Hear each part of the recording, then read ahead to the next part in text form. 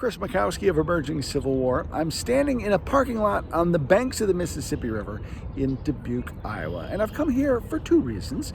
First of all, I've never been to Iowa before, so I thought it was a good opportunity to come. And two, if you saw my video, the Kenosha Civil War Museum, and I was trying to recount the states that the museum's story encapsulates, I couldn't think of Iowa off the top of my head. So as penance, I've come to Iowa. I actually have a real respect for Iowa in the Civil War, mostly because their monuments at Shiloh and at Vicksburg are absolutely stunning works of art. Their monument at Shiloh is my favorite Civil War monument anyway. So I've just had this little fascination and interest. I really became acquainted with their story at the Battle of Jackson, Mississippi, and some of the great work that they do there, suffering the highest casualties in that battle of any unit. And so Iowa's just always kind of had this special place of curiosity for me. So I wanted to come and pay my respects.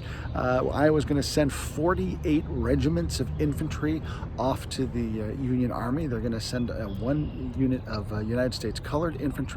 They're going to send 9 regiments of cavalry, and they're going to send 4 artillery units as well. So they really answer the call. Governor Samuel Kirkwood, strong supporter of Abraham Lincoln, is going to do a lot to really support Lincoln's war effort. He'll be instrumental at the Council of Loyal Governors that meets in Altoona, Pennsylvania, that lends its support to the Emancipation Proclamation.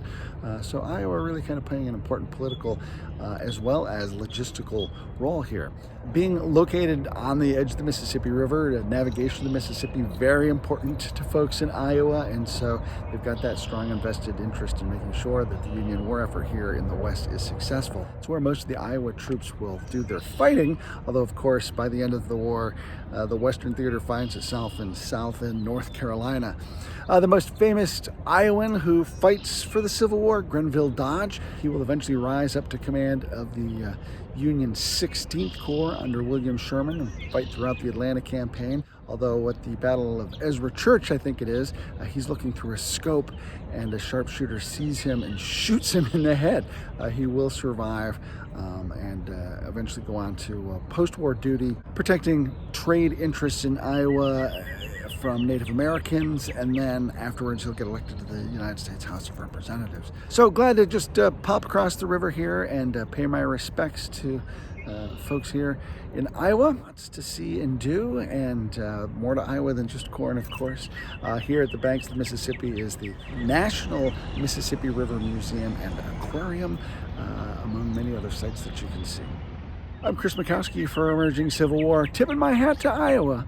We'll see you online and on the battlefields.